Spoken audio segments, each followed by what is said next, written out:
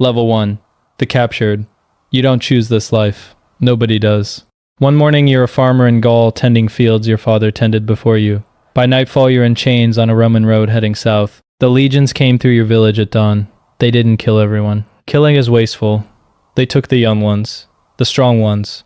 The ones who look like they might survive what comes next. You don't speak Latin. You don't understand what the soldiers are saying. You understand the chains. You understand the direction of the spear when you slow down. You walk for 30 days. Your feet bleed through the wrappings they gave you. Men die on the road. Sickness. Exhaustion. A man from your village named Brennus makes it 6 days before he falls and doesn't get up. The soldiers don't stop. They cut him loose and keep moving. You arrive in Capua. It's the largest city you've ever seen. More people on one street than in your entire village. The noise is overwhelming. The smell is worse. They take you to a building surrounded by high walls. Inside there's a courtyard with sand on the ground and wooden posts driven into the earth. Men are hitting the posts with wooden swords. They're sweating in the afternoon sun, and a man with a vine stick walks among them shouting corrections.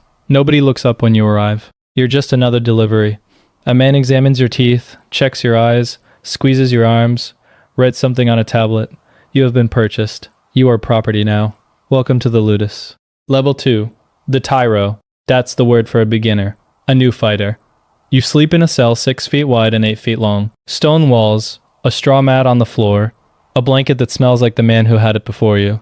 The door is iron. It locks from the outside. You share the cell block with 40 other men from a dozen different places. Gauls, Thracians, Germans, Greeks, Nubians, a few Romans who sold themselves into this life to pay debts. You have no common language at first. You learn to communicate with your hands, with your eyes, with the careful choreography of men living in close quarters who could kill each other but choose not to. Training begins before sunrise. The doctor, that's the trainer, wakes you with a wooden club on the iron door. You eat a meal of barley porridge and dried beans. Then you go to the courtyard and you hit the wooden post for 4 hours. Not with a real sword, with a wooden one twice the weight of the real thing. The doctor is a former gladiator himself. He has a scar that runs from his left ear to his jaw. He speaks 6 languages badly and uses all of them to tell you how terrible you are. He corrects your grip. He corrects your stance. He corrects the angle of your shield. He makes you do everything wrong before he shows you how to do it right. And then he makes you do it 10,000 times until your body knows it, without your brain being involved. You train with wooden weapons for 6 months before they trust you with iron. In those 6 months, you learn that gladiatorial combat is nothing like a street fight. It's nothing like the brawls you got into as a young man back home. It's a discipline, a craft. There are rules. There are styles. There are techniques that have been refined over 200 years of men trying to kill each other as efficiently as possible. You learn the basic guards, the basic attacks, the footwork that keeps you balanced while your opponent tries to knock you over. You learn that the fighter who gets tired first usually dies. So every morning, after the post-work you run. Every evening before the cells lock, you do it again. Level 3. The Specialist. After 6 months, they decide what kind of gladiator you're going to be. It's not really your choice. They look at your size, your speed, your instincts. They watch how you move into practice bouts against other Tyrones. A big, slow man becomes a Murmillo. Heavy armor, large shield, short sword. Built like a wall. A fast, lean man becomes a Radiarius. No helmet, a net, a trident. Built to move. You're somewhere in the middle. They make you a Kikuter. Medium armor. A smooth, round helmet with tiny eye holes that limits your vision but protects your face. A short gladius. A large rectangular shield. You're designed to fight the Radiarius. The man with the net. The man who will try to tangle you and drag you down and put a trident through your throat. You train against the Radiarius every day for months. You learn his patterns. You learn how he throws the net. Short flick for close range. Long overhead cast for distance. You learn to read his shoulder before he throws. You learn to cut the net if it catches you. You learn that the eye holes in your helmet are a weakness. The Radiarius knows where you can't see, and he'll always try to work that angle. So you learn to move your whole body instead of just your head. You become something that isn't quite human anymore. You become a fighting machine designed for one specific purpose, inside one specific set of rules, against one specific type of opponent. It takes 2 years to get good at it. It takes longer to get great. Level 4. The first fight. They tell you the night before. The Lanista, the man who owns the school, walks the cell block and points at the men who fight tomorrow. He points at you. You don't sleep. You lie on your mat staring at the ceiling, listening to the man in the next cell snoring, and you think about everything the doctor ever told you, and you think about the wooden post, and you think about your village and your family who are probably dead or scattered, and you think about whether you're going to die tomorrow in front of thousands of people who came to eat bread and watch men bleed. In the morning, they feed you well for the first time since you arrived. Meat. Real meat. You understand what that means. They want you strong. They've invested 2 years in you.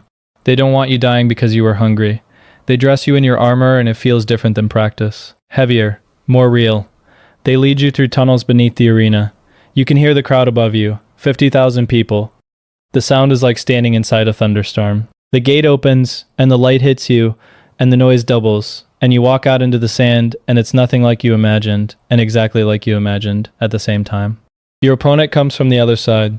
He's older than you. He's done this before. You can tell by the way he walks. He's not nervous. He's professional.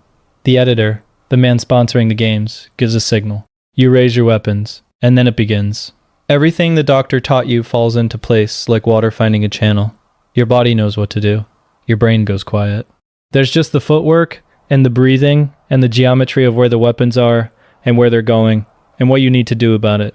You fight for 11 minutes. It feels like 11 seconds and 11 hours simultaneously. You win. Not cleanly. He opens a cut above your knee that bleeds badly. But you win. The crowd is on its feet. You've never heard anything like it in your life. You hold up your sword and 50,000 strangers scream your name. Level 5. The veteran. 3 years later, you've fought 17 times. You've won 15. One fight ended in a draw when both of you were too exhausted to continue, and the crowd was bored, and the editor called it. One fight you lost. You went down with a broken arm and a dislocated shoulder, and your opponent stood over you and looked to the crowd. The crowd turned their thumbs. Missio, let him live. Your opponent was a professional. He stepped back. You walked out of the arena on your own feet, which is more than some men manage. You spent 3 months healing. Then you went back to the post and started again. You have a reputation now. The crowd knows your name. When the games are announced, and your name is on the bill, the tickets sell faster. The lanista knows this. He starts treating you differently. Better food, a larger cell, a blanket that doesn't smell like a dead man. He lets you walk in the garden sometimes in the afternoon. Small privileges. But they matter. They matter enormously when your entire world is 60 square feet of stone and a courtyard with sand on it. You start to understand the economics of this life. A living gladiator who wins generates money. A dead gladiator generates nothing. The lanista doesn't want you dead. He wants you to keep winning. This understanding shifts something in your relationship to the work. You're not fighting for survival anymore, in the pure desperate sense. You're fighting because you're good at it, and because it's the only thing that's yours. Level 6. The champion. You fought 31 times. You've won 29. You've killed 6 men. You remember all of them. Not their names. You never knew most of their names. But you remember their faces at the moment when you knew, and they knew. You remember the weight of the decision. Sometimes the crowd calls for death and you look down at the man, and you make a choice anyway. You give the sign for mercy.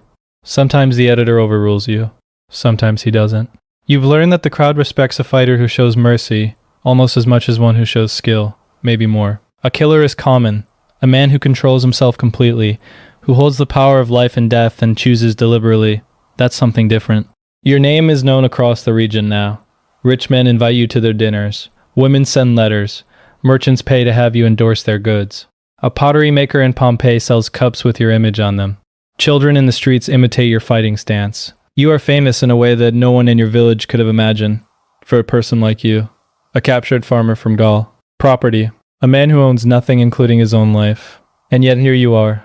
The most recognizable face in 3 provinces. The lanista takes most of the money you generate. But he gives you enough that you have a small pouch of coins hidden under a loose stone in your cell. The first money you've ever owned. You don't know what you'll spend it on. Mostly you just like knowing it's there. Level 7. The wooden sword. After 5 years and 31 fights, the lanista calls you into his office. He sits behind a table covered in tablets and accounts. He looks at you for a long moment. Then he places a wooden sword on the table between you. The Ludus. The symbol of freedom. Given to gladiators who have earned their release. You've seen it happen to other men. You've seen them walk out the front gate and wondered what they look like from the outside. You pick up the wooden sword. Your hands are shaking, and you're not a man whose hands shake. He tells you you're free. He tells you you've earned more than enough. He tells you there's work for a man with your skills if you want it. Training new fighters, working security for wealthy merchants, even fighting again, but voluntarily, for pay, as a free man. You don't answer him. You walk out of the office, through the courtyard past the men at their posts, past the cells, past the iron doors, and out through the front gate into the street. You stand in the road and the sun hits your face, and there are people walking past you going about their lives, and none of them know who you are or what you've done or where you've been. And for the first time in 5 years, nobody is watching you. Nobody is counting you. Nobody is locking a door behind you. You don't know where to go. You don't have a home anymore. Your village is gone. Your family is scattered across the empire or dead. The only men you know are behind those walls, sleeping in stone cells, hitting wooden posts, preparing to bleed in front of crowds who will forget their names before the sun goes down. You look at the wooden sword in your hand. You were a farmer once. Then you were property. Then you were a weapon. Now you are none of those things. You are a free man in the middle of the road, with nowhere to go, and nothing to do, and more memories than any man should have to carry. Somewhere in the provinces tonight, soldiers are moving through a village. They're looking at the young ones, the strong ones, the ones who look like they might survive. A boy is watching them from a doorway the way you watched them once. He doesn't know what's coming. He has no idea. He'll learn. They always do. The road continues. Now like and subscribe if you like the video.